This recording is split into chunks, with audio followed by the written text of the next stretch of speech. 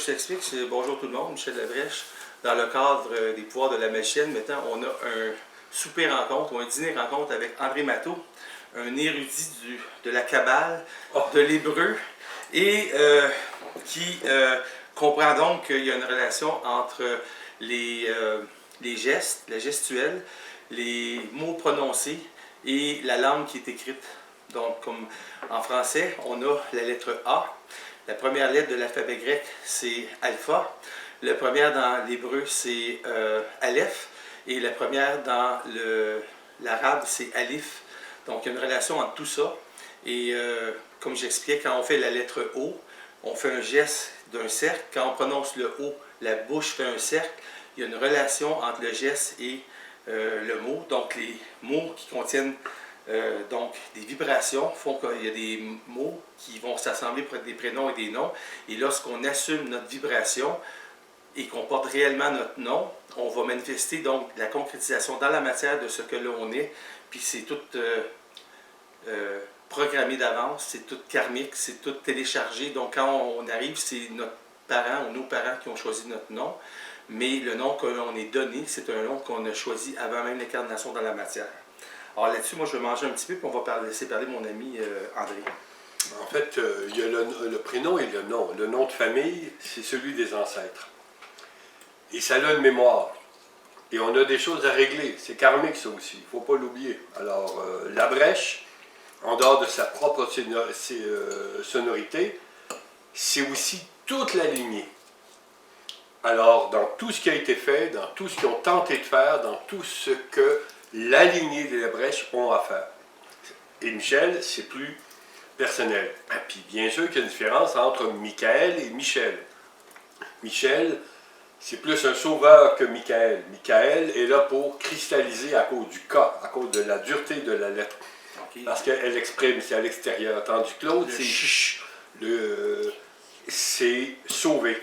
Exactement comme dans Yeshua. Les lettres qui ont servi à dire le mot Jésus en hébreu, Yeshua, ce sont exactement les mêmes lettres que le mot Christ.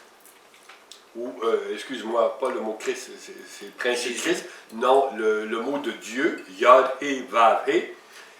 Les mêmes 4 lettres, et il y en a une 5e qui est dans le milieu, qui est justement le Shin. Et ce qui veut dire sauver. Alors, Yeshua, ça veut dire Dieu sauve. Dieu veut dire Dieu, Yod, He, Vav, He, qui est le Père, le Fils, l'Esprit et la manifestation. Alors, je vais juste dire une affaire pour dilater la rate. C'est le Père et le Fils et les deux sont saints d'esprit. Et j'espère que Dieu, Yeshua, il n'a pas échoué à la tâche parce que Yeshua, ça veut dire qu'il n'a pas réussi. Mais on peut faire dire ce qu'on veut aux mots et aux chiffres, c'est sûr. Mais quand on observe les choses, il y a des choses très intéressantes qui sont en dessous de ça. Mais quand tu dis Yeshua, c'est une illusion parce qu'effectivement, Jésus-Christ, le mot Christ est bien important parce qu'on l'est tous. On n'est pas tous Jésus, mais on est tous Christ, dans le principe Christ. Il était là pour parler un langage qui n'était pas nécessairement compris à cette époque-là. On dit même que son langage a été fait pour cette époque-ci. Parce que c'est beaucoup plus compris ou remis carrément. Quand c'est véhément, là, quand on dit « je suis athée, je ne crois pas en Dieu, je ne crois pas en diable, je ne crois pas en ce que l'Église a raconté, bon, etc. » Plus qu'on affirme que l'on n'est pas, alors plus qu'on est. Plus j'affirme que je ne suis pas un menteur, plus je le suis. Forcément, parce que je m'en cache. Nos peurs deviennent des réalités. Bien, forcément. Sans ça, on tombe dans l'indifférence si ce n'était pas le cas. Alors, plus que j'affirme une chose, plus que j'ai à m'affirmer. Il faut que tu me ramènes des fois, parce que des fois, je pars sur une lignée, puis je ne reviens pas toujours. Mais si on revient à la sonorité des lettres hébraïques, c'était d'abord des sons. Alors, le Aleph, en fait, théoriquement, il n'y a pas de voyelles en hébreu, parce qu'on ne les utilise pas nécessairement. Ce sont d'abord des consonnes. Alors, si je vais chercher le Michel, c'est le M, c'est le CH ou le K, si je vais chercher Michael, et le L. Et chaque lettre a un sens. Mais avant d'aller plus loin, j'aimerais ça te faire une petite devinette avec toi, dont tu ne connaîtras peut-être pas les réponses, mais ça va me faire un plaisir de te les donner. Vas-y. En hébreu, comment dit-on les descendants de l'arche d'alliance. Ceux, on parle de l'arche, il va de soi, les descendants de l'arche. Comment on dit ça? J'en ai aucune idée. Bréitish. British. British. British. Donc les Anglais sont des descendants de l'arche Si d'alliance. je dis les descendants de la branche élevée, alors il y a une fameuse parabole, en fait c'est pas une parabole, mais c'est les deux fils, il y en a un qui devait sortir en premier, le deuxième est sorti, c'est-à-dire que celui dont on avait mis un petit bracelet ne sortira pas en premier, il va sortir en deuxième, peu importe, alors c'est la branche élevée qui sera rabaissée, la branche élevée sera, rabaissée qui sera élevée. C'est très important ça dans l'histoire hébraïque, peu importe, comment dit les descendants de la branche élevée. Aérish. Aérish. Si je dis ceux qui se sont sauvés, parce que ça fait partie de l'histoire, ils sont partis d'Irlande, ils sont allés en Écosse, ceux qui se sont sauvés. Scottish. Scottish. Tu vois, je l'ai dit avant bon. que tu l'as dit parce que j'ai été capable de Et là, on m'a t'en donné une meilleure. Oui. Comment on dit en hébreu? Et c'est à la fois en gaélique, donc l'ancienne langue qu'on appelle celte, là, mais souvent par erreur, gaélique qui était dans toute l'Europe, cette langue gaélique-là, à la fois donc en gaélique, en hébreu et en algonquin. Petite montagne de neige. Comment je dirais ça dans un terme qui serait exactement le même terme pour les trois langues? Petite montagne de neige, Québec. T'es pas loin. C'est quoi? Hochelaga. C'est quand même assez merveilleux parce que théoriquement l'Amérique n'est pas censée être connue à ce moment-là. OK. On parle de langues qui sont communes, qui ont déjà été communes, qui avaient une même sonorité et que tu retrouves même dans le sanskrit. Alors, tu as des mondes entre les deux, tu as des océans dans certains cas, et on parlait une langue commune. Et alors, on peut dire que la langue commune, c'est un peu comme de la colle qui va cimenter le savoir, puis on peut dire qu'elle s'applique à cette époque-ci. elle est comprise davantage à C'est cette une époque. phase, parce qu'à cette Oui. époque-ci, Oui, c'est quoi? oui, C'est de j'ai la compris, colle. j'ai vu ta colle. C'est une colle. Je pourrais t'appeler le page, juste à cause de ça. Le petit page. Non, le page à cause de la colle de page, Oui. pour ceux qui sont plus anciens. Oui, puis comment on appelle ça en anglais? Du caoutchouc, c'est du rubber. Fait que rubber, le page, ça fait de la colle qui est à cette époque-ci. Tout à fait. Tout à fait. Chose certaine, même dans notre français, on a beaucoup de mots qui viennent justement de l'hébreu. Et je m'explique. Tu as 12 tribus d'Israël. Oui. Ils partent d'Égypte. Ils prennent une quarantaine d'années pour arriver dans la terre promise. Et on leur donne des terres. Et là, il y a une révolte entre les deux à la mort de Salomon. Qui va remplacer Salomon? Mais là, est-ce qu'on parle d'Israël actuellement, là, ou on parle de ça? On parle de les fameuses autres tribus qui sont à peu près l'Israël d'aujourd'hui, ou la Palestine comprise, qu'on appelait Palestine il n'y a pas si longtemps encore. Palestine qui vient du mot Philistine, qui est le Liban actuel, les Philistins, qui étaient justement dans la bande de Gaza quand le fameux Goliath a attaqué David. Alors, ils ont essayé d'attaquer l'Égypte, puis ils n'ont pas réussi, ils sont revenus en bande de Gaza, et c'est là que justement avec les Hébreux donc habitaient sur plusieurs terres, chaque tribu, donc chaque fils de Jacob avait un territoire à lui, quasiment, parce que un des fils en question n'avait pas de territoire, et c'était Joseph qui était en Égypte. Il l'a donné à 2 de ses fils, et il y a des territoires qui n'ont pas été donnés à certaines tribus parce qu'ils étaient les grands prêtres, comme la tribu de Lévi, par exemple. Alors, vu que tu en parles de Lévi, moi je me suis fait expliquer qu'il y avait 3 sortes de souches en Israël. Il y avait les Conan, comme Léonard, il y avait les Lévi et il y avait les Israélites. Et les Israélites, c'était les communs, et ceux qui étaient de la noblesse, c'était les Cohen et les Lévi. Est-ce que ça, c'est Cohen, Lévi et Israël, est-ce que c'est 3 des 12 clans qu'il y avait à l'origine? Non, Lévi, oui, mais c'était les grands prêtres. Alors, il n'y avait pas de territoire. Il y avait, c'est le nom de ces... Alors, Cohen viendrait d'un des noms qui était déformé ou simplement qui était un grand chef parce qu'ils ont été à l'Oucha. Il y a un beau chat. Oui, le beau chat est là, on va le faire rentrer. Continue à parler, on va éditer. Alors, on est 700 ans avant Jésus-Christ. Tu as Israël et...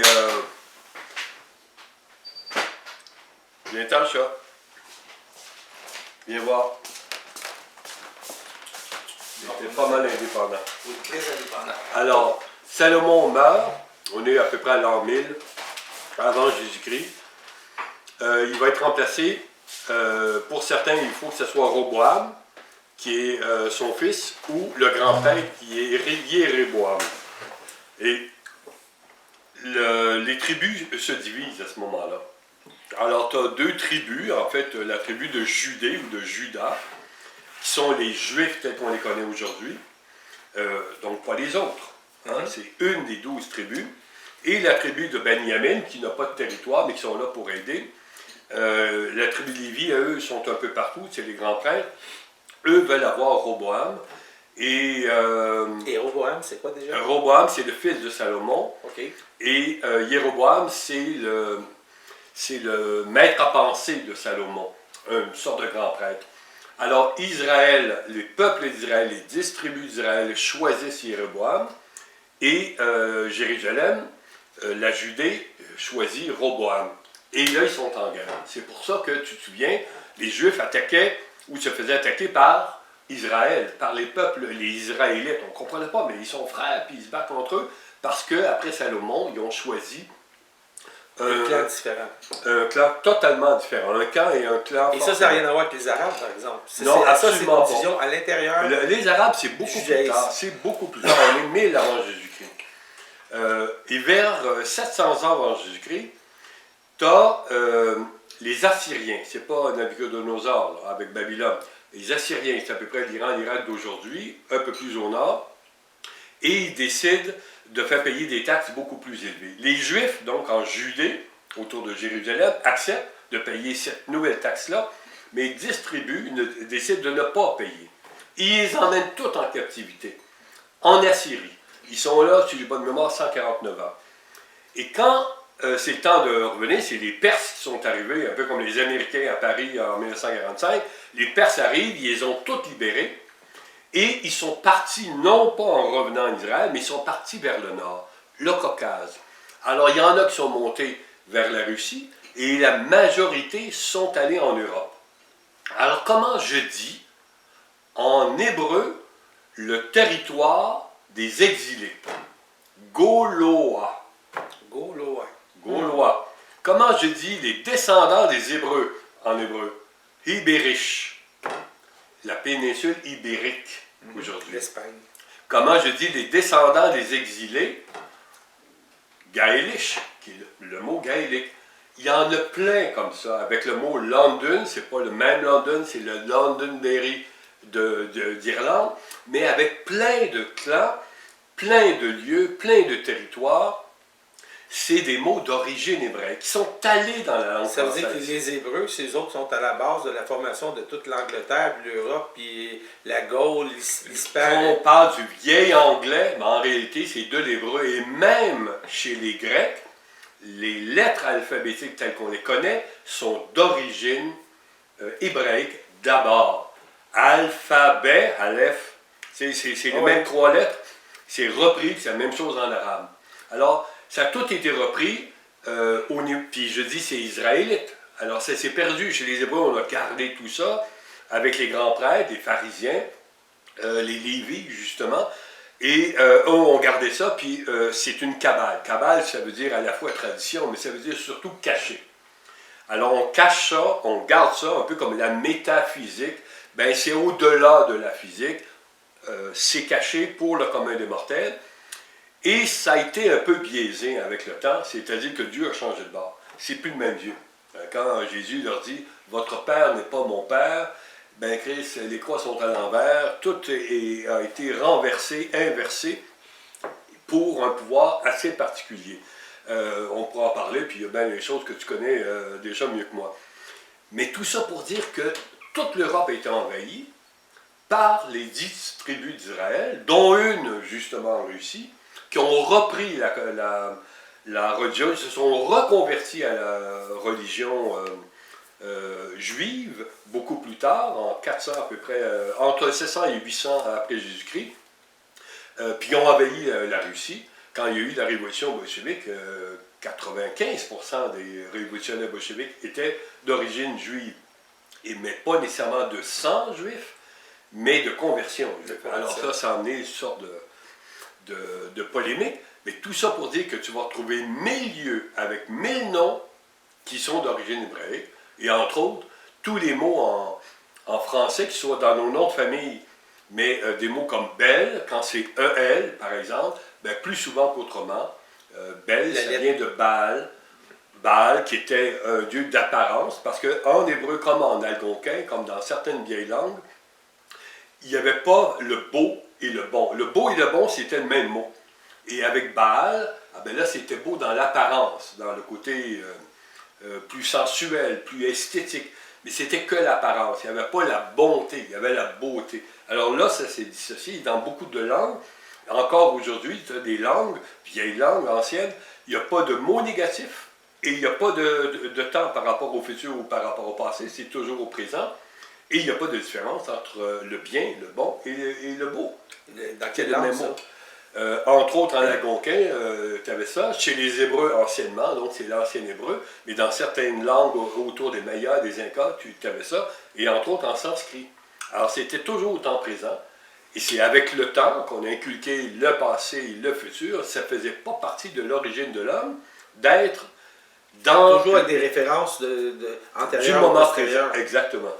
Okay. Alors, c'est pour ça que ces langues-là ont beaucoup influencé celles qu'on parle actuellement. Ouais. Qu'est-ce que tu as comme information par rapport à la langue arabe et la langue hébraïque? Parce qu'il y a des similitudes. La première lettre des lettres arabes, c'est alif. Puis en hébreu, c'est aleph. Il y a sûrement une symbolique. Puis en passant, il y a 22 lettres en hébreu, comme tu sais, puis il y en a 28 en arabe. Écoute, c'est parce qu'ils ont une même base directe. C'est le même son. Normalement, tu vas à Jérusalem encore aujourd'hui, des Palestiniens vont parler en arabe donc à des Juifs et ils se comprennent. Mais les Palestiniens, c'est des Arabes. Pardon? Les Palestiniens, ce sont des Arabes. C'est pour ça que je te donne un exemple. Alors, ils se comprennent très bien. Alors, ça peut être un accent du sud de la France, par exemple, avec notre accent bien gaspésien. Les gens finissent par se comprendre. En un mot, c'est totalement la même origine. Puis encore une fois, le peuple arabe, ce sont des sémites. On oublie ça. Quand on dit antisémite, c'est pas contre les Juifs.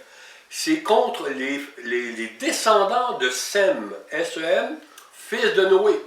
Et lui, donc, il y a eu Abraham, et d'Abraham, il y a eu entre autres les Juifs d'un côté, puis la branche élevée, la branche. Eux sont nés de la maîtresse d'Abraham, puis les Juifs sont nés de la femme d'Abraham. Alors, Ismaël, le premier, puis c'était Isaac, dans le cas de... C'est quoi le lien entre Ismaël et c'est le même père. Israël? Mais est-ce qu'il y a un lien? Non, il y a pas, le ish, généralement, ça veut dire qui vient de, qui provient de. Okay. Alors, dans ces deux langues sémites, c'est le même son. Le M, ça a toujours rapport avec la terre-mère. Ouais. Est-ce qu'il y a des mots qui sont utilisés ou des noms couramment à notre époque-ci? Parce que tout à l'heure, tu as dit quelque chose, tu as dit fée de Noé. Puis tu as prononcé ça dans tes mots. Puis fée de Noé, c'était le nom d'une actrice, ça. Oui. Mais ça vient en hébreu. Dans quelle phrase j'ai dit ça? Tu as dit ça il y a 2 secondes, tu parlais de je sais pas trop quoi, là, puis si on regardait l'enregistrement, là, puis tu as dit, juste avant que tu parlais de l'antisémite, là, puis tu as dit, non, mais fée de Noé, c'était pas comme fée de Noé, là, c'était comme 2 mots, puis c'était comme la contraction de 2 mots. C'est les mêmes sons. C'est les mêmes sons. Et donc, les Grecs, eux autres, là-dedans, c'est un très vieux peuple, les Grecs. Est-ce que les Grecs étaient là avant les Juifs et avant les Arabes? Une parenthèse. On dit son, on dit donc vibration. Et forcément, si on dit vibration, on peut parler de télépathie. Parce que d'une vibration, la tienne, tu me parles, ne serait-ce qu'en pensée, et je devrais être capable de percevoir, de capter, forcément ce son intérieur et non pas ce son extérieur qui passe nécessairement par la voix et par mes oreilles. Et cette vibration-là, c'est toujours un son, mais c'est la basse fréquence par rapport à celui des décibels de ma propre voix.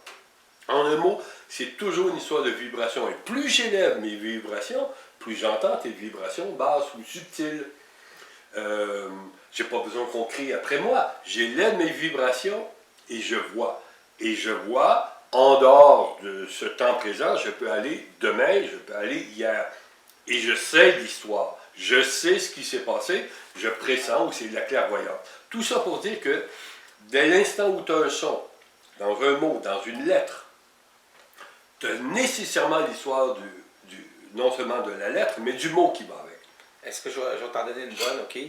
Dans ce qu'on appelle une pensée, dans une communication télépathique entre l'être, l'ego, qui est tridimensionnel, et son esprit, il y a, dans cette communication-là, l'idée d'un son, et non pas le son lui-même, parce que pour dire le son, il faut absolument donc qu'il y ait une vibration qui soit faite dans l'air pour qu'il soit audible. Et ce que tu dis tout à l'heure, ça me fait penser à la base de la télécommunication primaire qui est la télépathie, c'est d'être capable de capter au niveau de ton être et de ton psychisme, au-delà de ton oreille, les vibrations émises par quelqu'un, parce que quand quelqu'un va penser et ou va communiquer avec lui à l'intérieur de lui, il va émettre une espèce de champ de force, inaudible pour l'oreille humaine, mais qui n'est pas dans le médium de l'air, mais il y a quand même une vibration. Et tout à l'heure, quand tu parlais de basse fréquence, il faut faire juste une nuance. C'est que quand quelqu'un a une communication intérieure, il se parle dans sa tête.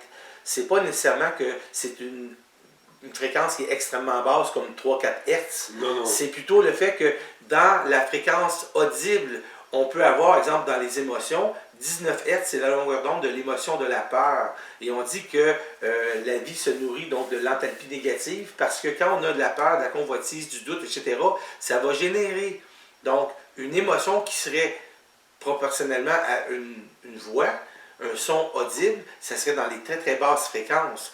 Mais le fait de ne pas entendre la pensée ou la communication de l'autre, c'est le volume. C'est ça, c'est le volume. Il y a une différence. Il y a une nuance, extrême. Parce que quand on dit basse fréquence, effectivement, ça veut dire lourd aussi.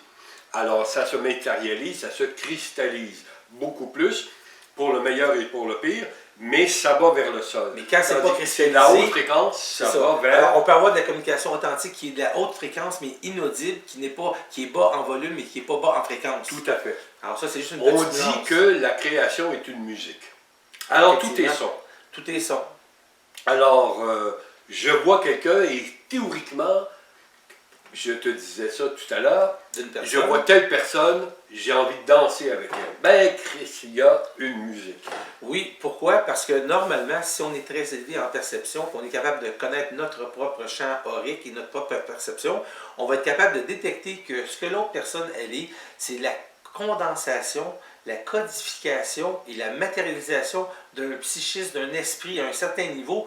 Dans la matière, la résultante est de voir qu'on a une personne 3D qui va émettre, selon son cristal intérieur, une espèce de radiation, de rayonnement.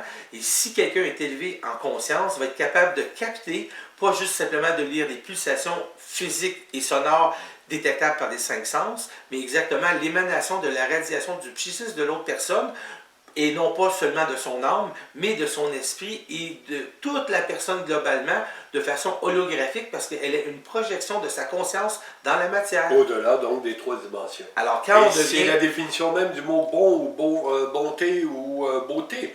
C'est-à-dire que cette personne-là, quelle qu'elle soit, irradiante, émet dans l'énergie du cœur, partout dans le corps, partout dans son âme, partout dans son champ magnétique, quelque chose qui est tellement émerveillant que ça devient beau. Alors, tu croises quelqu'un sur la rue et tu la trouves belle, cette personne-là. Ça peut être un monsieur de 80 ans, ça peut être un enfant de 3 ans, ça peut être une jeune femme, ça peut être un ado très, très vindicatif, mais il y a de cette beauté-là à cause de cette vibration dont tu parles, qui est une musique. Alors, il faut être capable de lire les vibrations parce que les gens, ce sont Percevoir, tous des partitions de musique. Et si toi, tu es un grand musicien, un chef d'orchestre, tu vas être capable de lire la partition à distance. Tu vas être leader à ce moment-là d'un groupe, puis ils vont être affiliés à toi, affiliés par leur instrument, par ce qu'ils peuvent faire.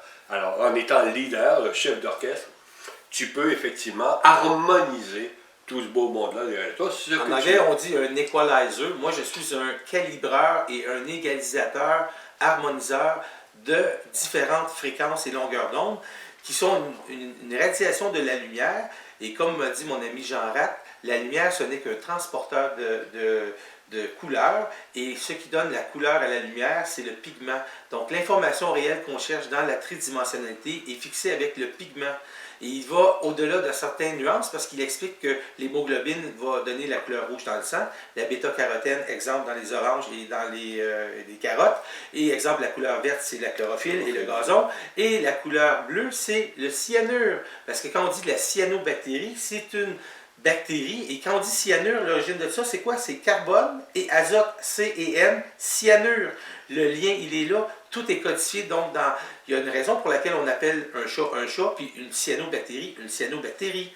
Donc, quand on est capable de voir et de décomposer l'origine étymologique, mais réelle de la composition d'un nom, on peut même trouver que dans la cyanobactérie, il y a l'information comme quoi il y a de l'azote et du carbone. Oui, mais ça, si on part d'en bas, puis on regarde vers le haut, à notre niveau, dans la matérialité, tu vois cyanure, tu vois ça, de la chlorophylle et tout.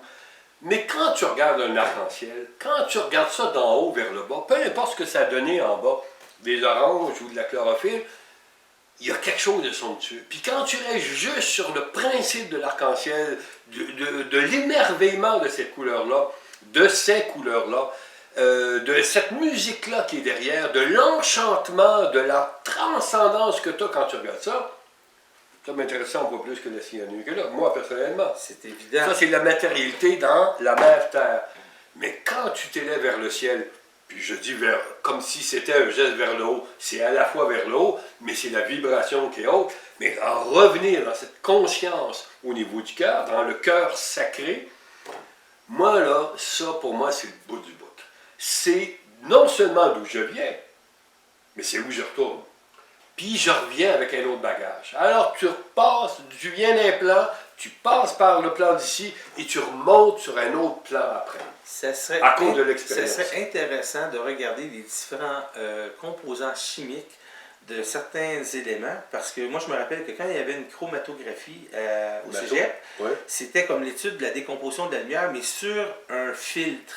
Et quand on a la décomposition de la lumière dans des rayons lumineux, ça donne l'arc-en-ciel avec les 6 couleurs, donc rouge, orange, jaune, vert, bleu et indigo. Ouais. Mais ça, c'est parce que ce sont des rayons lumineux. Tandis que quand c'est une chromatographie, c'est pas la même chose parce que là, c'est une composition de couleurs, mais qui est physique, qui est une impression avec une réaction avec de la matière et non pas juste de la lumière. Puis ce que je voulais faire, que j'ai déjà fait dans une autre conférence, je vais faire un petit lien, c'est que quand on est dans le monde du cinéma, exemple, on a le principe RGB. RGB, c'est Red, Green and Blue. Et RGB, ça veut dire rouge, vert et bleu. Il n'y a pas de jaune. Pourquoi? Parce que quand tu as le vert, tu as du bleu avec du jaune. Et il n'y a pas d'indigo. Pourquoi? Parce que quand tu as le bleu avec le rouge, tu as ton indigo. Mais les filtres nécessaires pour la projection, c'est juste rouge, vert et bleu. Tandis que quand tu fais avec une image que tu as et tu veux l'imprimer, ce ne sont pas des vecteurs lumineux simplement, là il y a une interaction avec la matière trois-dimensionnelle et à ce moment-là, qu'est-ce qu'on a? On a CMYK. Ça, c'est la manière que c'est. CMYK, ça veut dire cyan pour le bleu, M magenta le rouge, Y pour le yellow et K pour le black.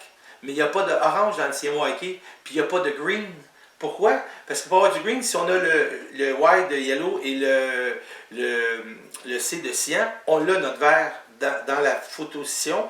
Et si on a le magenta et le jaune, on a notre orange aussi. Alors, si on pose la question, pourquoi ils n'ont simplement pas pris les véritables couleurs primaires, là, le rouge, le jaune et le bleu?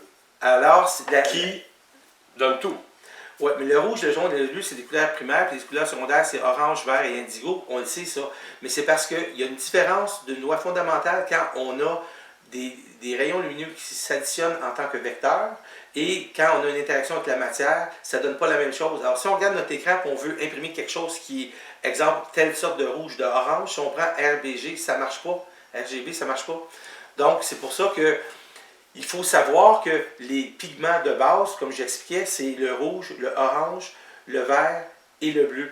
On n'a pas besoin du jaune et la raison, c'est parce que ça marche avec les longueurs d'onde, les fréquences et tout ça. Et c'est très technique, mais indirectement, donc quand on sait que la lumière est un porteur et un transporteur d'informations, l'information primaire se retrouve sur les pigments. Donc, ce que Jean Rat a dit, c'est que cette personne-là a étudié donc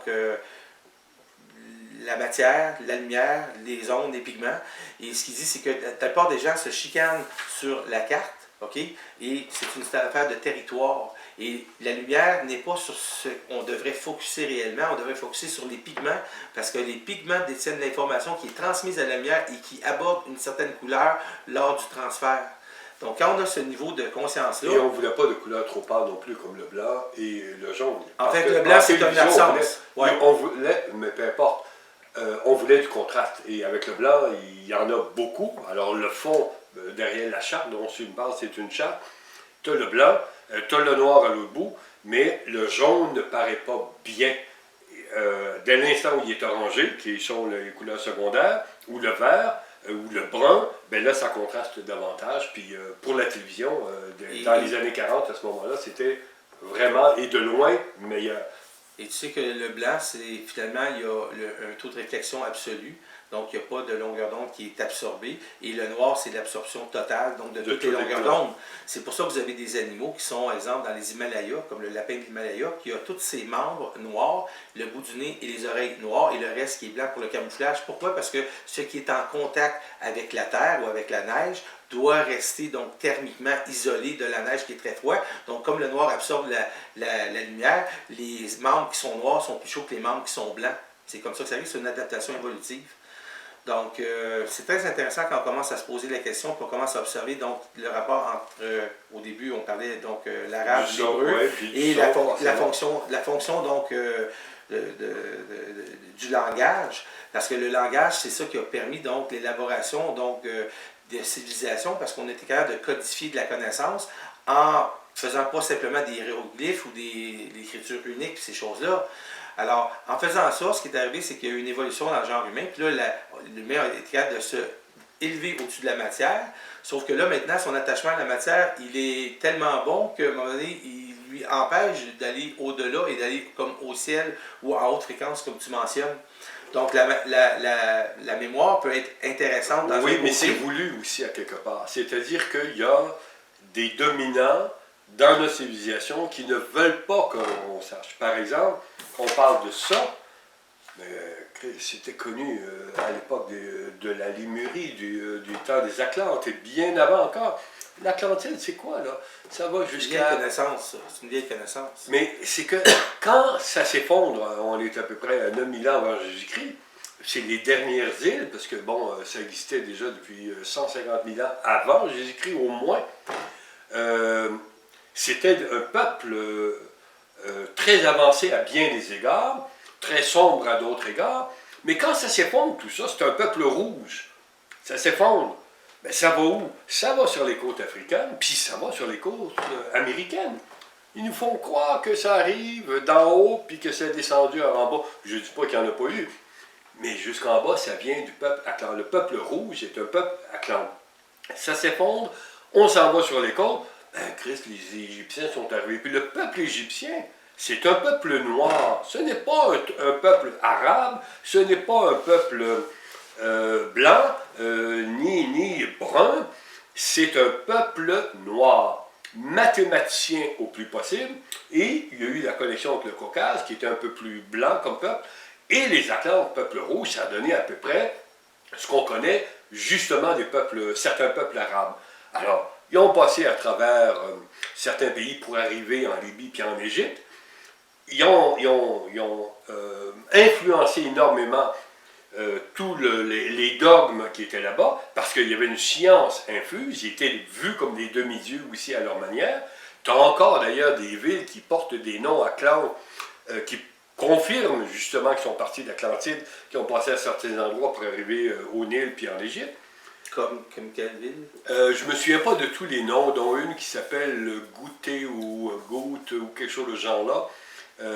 Et c'est des mots qui étaient déjà connus, qu'on retrouve chez les Incas aussi, c'est quand même assez fameux, les mêmes mots qu'on retrouve autant chez les Incas Mayas, Toltecs, Olmecs, qu'on va retrouver en Afrique chez des peuples africains, ou des peuples que eux, les anciens, parlaient des peuples de l'île Rouge, ou de l'île centrale, qui était l'Atlantide. En un mot, l'influence que... Alors, il y a eu des choses extraordinaires qui se sont passées, puis on a toujours voulu, quand cette science-là était pour être connue, on a voulu rabaisser le peuple pour pouvoir le dominer. Alors, chez nous, on a inventé le péché, on a inventé la culpabilité, on a développé l'émotion dans le sens de réaction, on en a parlé juste avant, toi et moi. Est-ce qu'on parlerait de l'émotion de non-confiance? C'est une joke. Oui. Parce que dans un CA, un conseil d'administration, on dit j'ai fait une motion de non-confiance, puis on va désavouer le dirigeant quand il fait des mauvaises affaires. Mais effectivement, c'est parce qu'on n'a pas confiance au peuple. Tu sais, le principe, là, c'est que quand on croit quelqu'un plus fort que soi, on le rabaisse pour s'élever. L'homme, le mâle, ça en politique actuellement. L'homme, par rapport à la femme, le fait drôlement. Oui. L'homme sait que la sensibilité de la femme, de la polarité féminine, étant tellement lumineuse en soi, je ne parle pas de toutes les femmes, je parle de la majorité. On a toutes des polarités en dedans de nous. Tu as des polarités féminines, tu as des polarités masculines. Par exemple, le fait de procréer, c'est-à-dire de pouvoir enfanter, c'est féminin, mais l'accouchement, c'est masculin. L'artiste qui crée, qui voit les images dans sa tête, le peintre par exemple, c'est féminin. De l'instant où il met ça sur du papier, c'est masculin. C'est pour ça que c'est très mal que de créer, puis la plupart du temps, c'était des mâles qui étaient des créateurs, parce que c'est masculin que de créer. Le yang. Mais on savait que chez l'intuition des femmes, la clairvoyance des femmes, la sensibilité, l'hypersensibilité, qu'on peut appeler émotion ou quoi que ce soit, ils n'ont pas toutes les forces du monde, ils ont des faiblesses en mesure, comme les hommes aussi. Mais si l'homme était au niveau physique et au niveau cartésien, la femme l'était vraiment au niveau de l'âme, justement, de l'émotion, et au niveau du cœur. Alors on les a rabaissés tout le temps, de toute l'histoire, justement pour pouvoir que l'homme s'élève. Alors on a rabaissé le peuple aussi dans la même façon, parce qu'on savait qu'un peuple uni, ça pouvait renverser n'importe quel gouvernement. Alors César a compris ça, puis il a dit diviser pour régner. Ils ont toujours compris alors, ça. Si vous divisez, vous avez plusieurs petits adversaires plutôt que d'en avoir un fort et solide. Donc c'est plus facile de maintenir un joug de contrôle sur une domination qu'on impose. Le principe de Shatan, qui veut dire en hébreu adversaire, comme tomber en hébreu c'est démon, alors tomber. Le principe même du diable, c'est le diviseur, le séparateur. Alors tu sépares, diviser pour régner. Alors on donne à quelqu'un, on donne moins à l'autre, on crée le chaos, on en est témoin en fait. Celui qui domine en est le témoin, ça chicane, puis que sont affaiblis, il arrive avec une solution. Il a créé l'événement, mais il arrive avec une solution, tout le monde est en paix, puis c'est lui qui contrôle. Ça a toujours été ça. C'est toujours ce qu'on connaît, que ce soit en politique, peu importe si c'est municipal, régional, dans tous les domaines. C'est plus accepté et c'est plus à la mode aujourd'hui socialement qu'au lieu d'avoir une division qui est absolue et qui est tangible, c'est une division qui est plus subtile. Et moi, je vais parler du service de la dette. Il y a bien des gens que s'ils ne sont pas unis avec le tout et s'ils sont, par exemple, en endettement total, ils vont tellement dépenser d'énergie à trouver un moyen de sécuriser, de balancer leurs finances, que finalement la finance devient un adversaire qui le divise de lui-même et il est 100% dans ses pensées-là au lieu d'être dans son processus créatif et dans ce processus intellectuel d'autodéfense pour essayer de faire ressurgir donc son ego pour qu'il y ait une espèce de bien-être, mais au bout de la ligne, le service de la dette pour tout le monde devient une espèce d'embarque. De tombe. Il creuse sa tombe en même temps. Plus qu'il essaye de trouver, comme tu dis, des solutions pour régler ses dettes, plus qu'il creuse sa propre tombe, moins qu'il va trouver des solutions. On perd notre vie à vouloir gagner notre vie. Tout à fait. Alors, c'est sûr et certain que c'est très intéressant les échanges qu'on a. Puis, c'est sûr et certain qu'en passant ça ici, je vais vous dire ça, je te disais tout à l'heure que moi, dans mon but, c'était de diffuser l'information que j'ai accumulée pendant 40 ans, hein, pas 5 ans, 40 ans. et que j'ai pris 3 ans en phase finale, donc de 2012 à 2015 pour écrire. Puis la seule raison que mon livre n'a pas passé à date, c'est parce que depuis 3 ans, j'étais comme dans une condition de santé totalement précaire. Et là, je suis en train de m'en sortir haut la main. Mais au cours de mes rencontres, donc j'ai décidé, moi, que mon livre serait donc en papier physique, français, anglais, espagnol, diffusé à large sur la Terre. Ça couvre à peu près la moitié du marché mondial. Puis après ça, il va y avoir une vingtaine d'autres langues, dont le russe, le chinois, l'arabe, le portugais et d'autres langues pour couvrir à peu près l'autre moitié, l'indien. Mais une chose, c'est que là-dedans, moi, dans mon game plan, donc je suis en train de réaliser un film avec donc plusieurs interviews que je vais tisser ensemble, éditer pour faire un fil d'intelligence pour partir de le début, donc qui est l'homme, d'où vient-il, où va-t-il? Puis quand on dit où va-t-il réellement? Et où ça s'en va, la société? Ça, c'est deux avenues totalement différentes. Parce que la société s'en va en quelque part, parce que c'est tout tracé d'avance, puis il y a un illogisme, il y a un non-sens total à essayer de faire balancer une pyramide sur son nez inversé, lorsque finalement les gens sont totalement donc endoctrinés, puis dominés, interférés avec, Pensée etc. unique, c'est ça. Alors voilà ça, puis là il y a le nouveau New World Order, qui est le nouvel ordre mondial qui veut venir s'installer avec un seul icône. Hier j'ai vu un film, Le Cercle, et dans le cercle, il voulait que tout le monde soit des membres du cercle, donc comme Apple ou je sais pas trop quoi, puis que là, tout le monde irait voter même électroniquement, qu'on aurait des puces dans la main, etc. Mais ça va beaucoup plus loin que ça, parce que même le gouvernement, via la médecine, via les hôpitaux, pourrait décider d'implanter. Tu vas à l'hôpital parce que tu as un rhume, ils te donnent quelque chose, puis ils peuvent te donner dans les médicaments, certains vaccins, la nanotechnologie, ils peuvent même c'est une opération pour ton bras, ils vont te greffer une puce à l'intérieur sans que tu le saches, ils vont pouvoir te monitorer, c'est-à-dire te superviser à distance, etc. Donc, c'est sûr que ça, c'est Big Brother dans Orson Welles 1984, puis c'est Fahrenheit 451, là, les films d'avant-pointe, là, puis il y avait Clockwork Orange aussi, l'Orange Mécanique. Alors, c'est tous des films qui parlent de conditionnement total, le télécran, mais c'est très réel.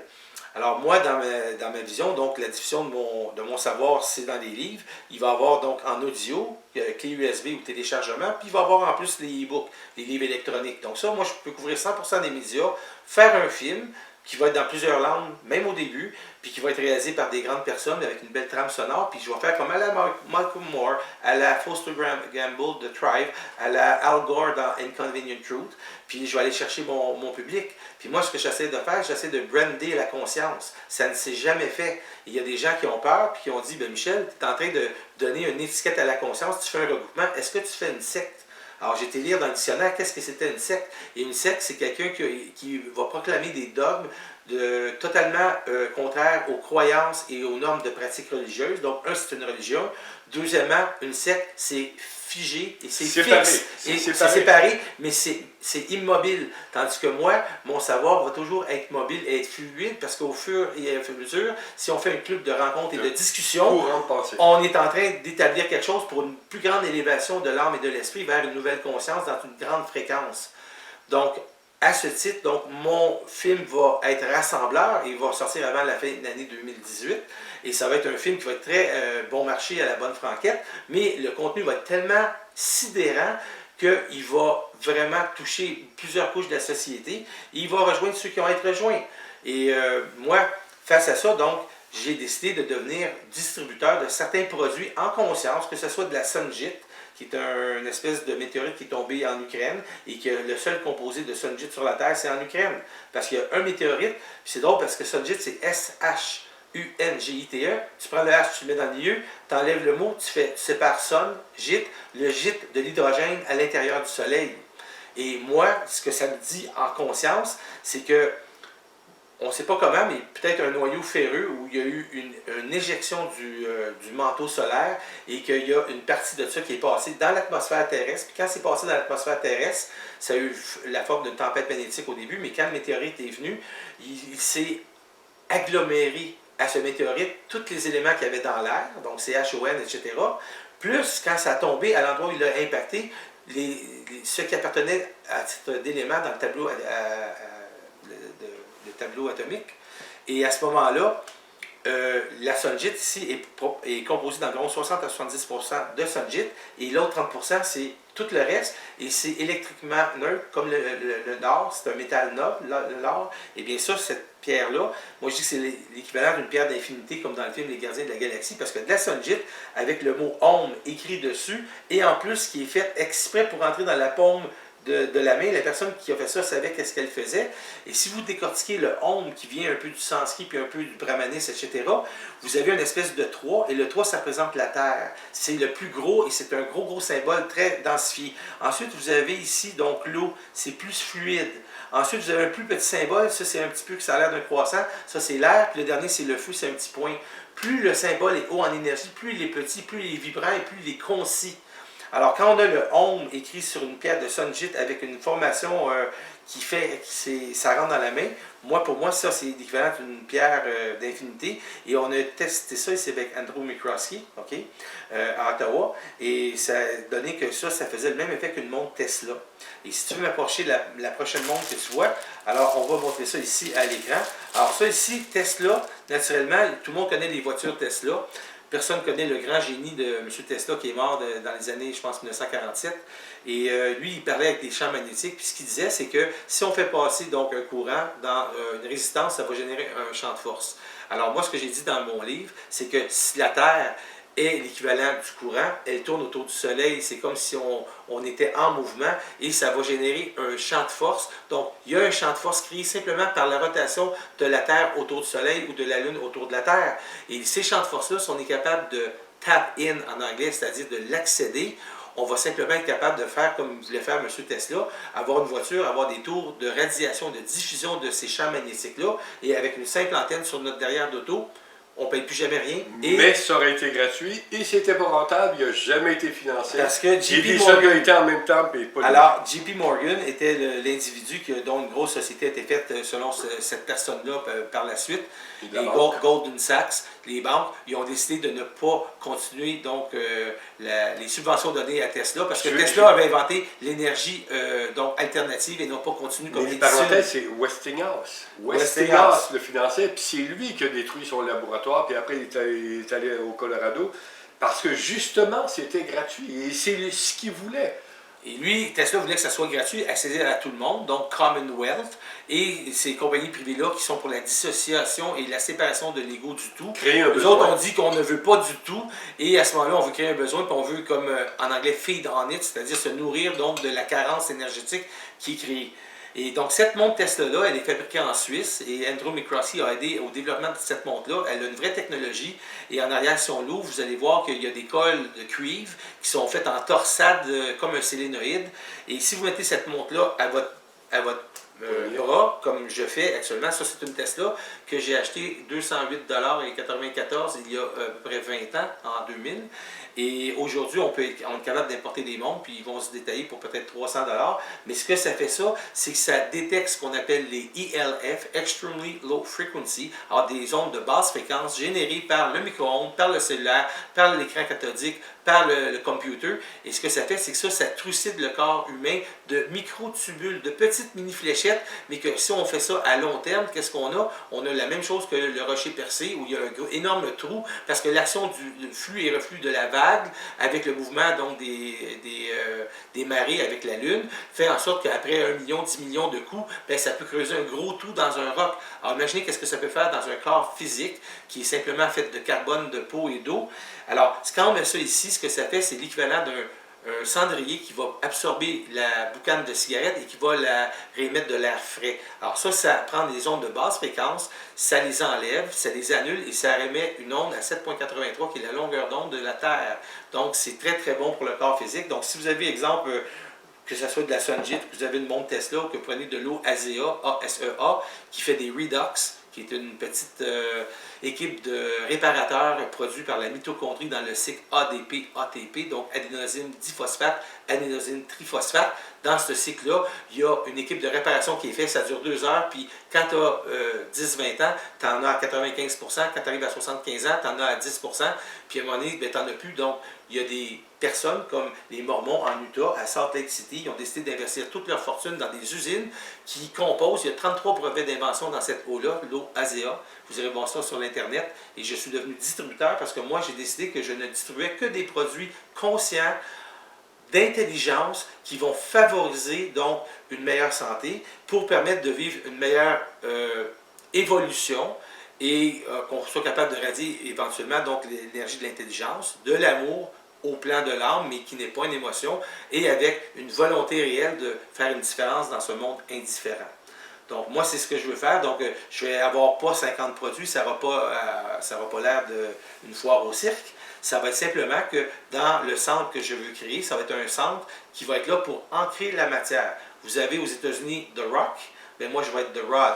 Puis The Rod, ça ressemble à Rod Stewart, mais c'est quoi? C'est simplement d'être un ancrage, comme un pôle magnétique d'attraction qui va attirer les éclairs et la lumière, et les personnes qui vont voir, qui vont sentir, qui vont vibrer un peu télépathiquement cette génération d'ondes réelles vont être appelées à venir au Québec, parce que le Québec, c'est là où ça va se passer. C'est pas Silicon Valley avec les microchips, c'est pas à Sedona en Arizona ou au Mont Shasta, quoi que c'est intéressant, ça c'est le nouvel âge, puis c'est tout le chamanisme de l'ésotérisme. C'est pas en Suisse où il y a l'argent, ça va être au Québec, parce qu'au Québec, ça va être l'ancrage de la descente de la lumière sur la Terre, faite par un groupe de personnes. C'est pas une affaire unique, c'est une affaire d'équipe, et moi je m'entoure des meilleurs dans mon équipe pour être capable de radier et diffuser cette information-là, et ça va faire la fonction et non pas le rôle pour lequel ça a été créé. Alors quand on a une fonction, on fait simplement afficher notre fonction, émettre notre fonction, et quand on remplit ça, on a fait ce pourquoi on a été créé. Alors moi, je veux être un pôle rassembleur, et les gens, c'est drôle parce qu'à certaines différences près, il y a des personnes qui disent « dans mes bras, mon frère », ils reconnaissent ça tout de suite, et il y a d'autres personnes qui disent « je vais me garder une petite gêne, je ne suis pas trop sûr où tu t'en vas », tout à coup, ça serait une secte. Et ils font bien de faire ça, mais une secte, c'est fixe, et ce n'est pas fluide. Et une secte, il y a un agenda, d'après moi, qui est monétaire, d'ego et de sexe. Et si on fait une coopérative, il n'y a plus d'agenda monétaire. S'il n'y a pas d'agenda d'ego parce qu'on fait comme un club social d'études de la vie en évolution psychologie, et c'est basé sur la science. S'il y a des éléments extérieurs qui sont perturbateurs, on va se laisser le droit et le loisir de dire « vous n'êtes pas bienvenu ici parce que vous venez perturber l'éther de la place ». Donc, ça ne sera pas discriminatoire et sectaire, ça va plutôt être évaluatif. Donc, on va évaluer l'impact de la personne sur le groupe, et on va évaluer donc la valeur réelle, l'essence de la personne, en ne faisant pas des discriminations, mais en faisant une distinction entre ce qui est réel de ce qui est faux, de ce qui vibre réellement et de ce qui ne vibre pas, ou qui vibre au niveau de l'âme involutif plutôt que de l'esprit juxtaposé à l'âme, parce que comme je te disais tout à l'heure avant la fameuse conférence qu'on fait là, c'est que ça prend de l'esprit pour aimer. Sinon, c'est un amour qui est aveugle, et l'amour aveugle rend fou, et l'amour aveugle rend dominant, et on devient esclave de quelque chose qu'on ne peut pas cerner ni comprendre. Donc, quand on a l'esprit, on comprend, on peut englober, et l'esprit reconnaît et voit l'âme, et l'âme n'a aucune idée qu'est-ce que c'est de l'esprit, parce que ce n'est pas dans son créneau de vibration. Ce sont des vibrations différentes mais complémentaires, et lorsque l'homme et la femme vont être capables de se rencontrer finalement, cosmiquement sur la Terre, on va avoir la naissance d'une nouvelle civilisation, on va être témoin de la matérialisation de grands magiciens et de grandes magiciennes, et comme je l'ai dit dans mon livre, les pouvoirs de la magicienne, c'est avec un S, fait que ceux qui l'entendent, ils pensent qu'il y a un C, qui est très très masculin, mais finalement c'est le S qui est super subtil, qui est super sensible et qui est super féminin. Donc quand on a la vibration féminine et masculine dans la même personne, on a plus que l'équivalent d'un androgyne, parce qu'un androgyne c'est quoi? C'est un être qui n'a jamais connu l'incarnation et qui n'a pas de sexe.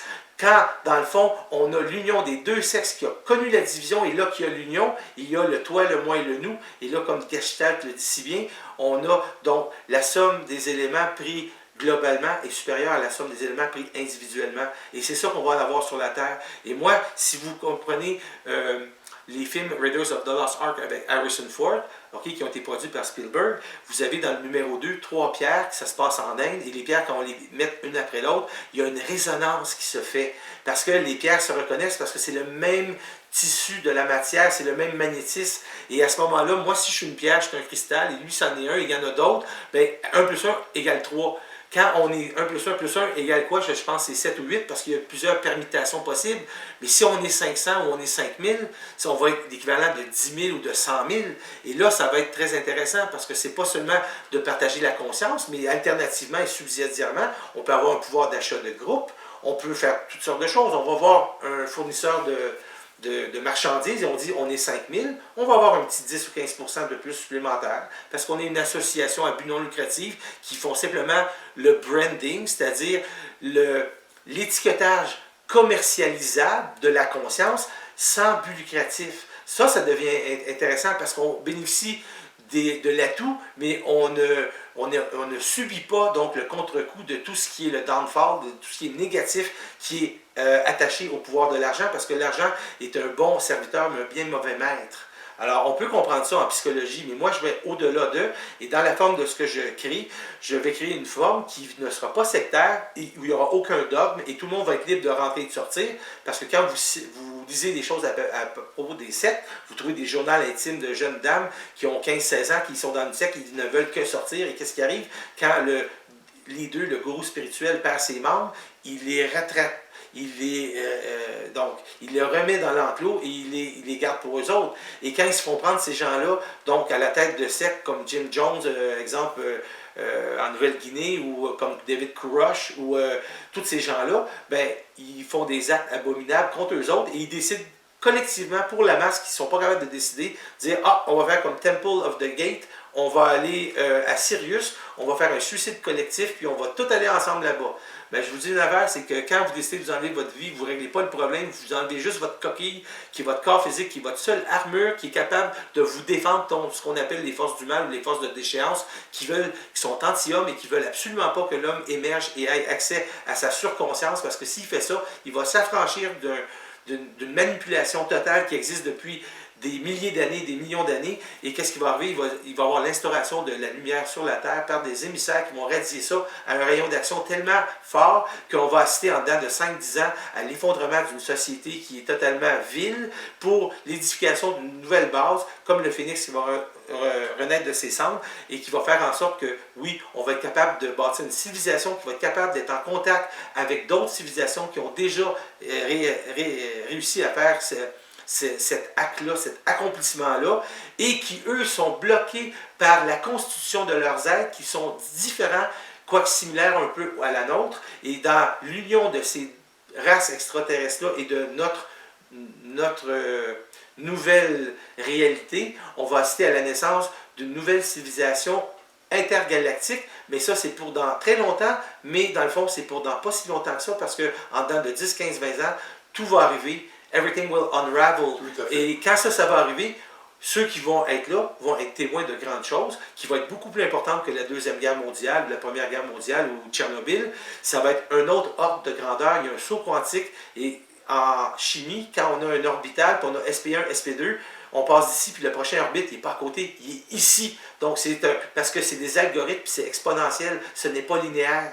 Donc là, ce qu'on va avoir, c'est la naissance d'un homme et d'une femme qui vont travailler main dans la main, ensemble, pour édifier une nouvelle société, en conjonction avec des forces d'outre-espace qui vont nous faire aller vraiment, vraiment loin. Et ça va être un règne, un royaume, de plusieurs centaines d'années, jusqu'à temps qu'un autre cycle vienne se faire et qu'à la fin, il y aura ce qu'on appelle, donc, non pas l'Apocalypse, mais l'Armageddon, qui est la bataille du bien contre le mal finale pour éradiquer la Terre de toute son enveloppe astrale contrôlée par des forces de déchéance qui ne veulent que dominer l'homme et se nourrir de l'énergie de l'homme qui est en souffrance et on doit cesser donc d'un cirque réincarnatif pour adopter et arborer nos couleurs universelles, que nous sommes une singularité, une universalité dans une singularité, et quand on a fait ça, on va être le canal unidimensionnel en contact avec la pluridimensionnalité de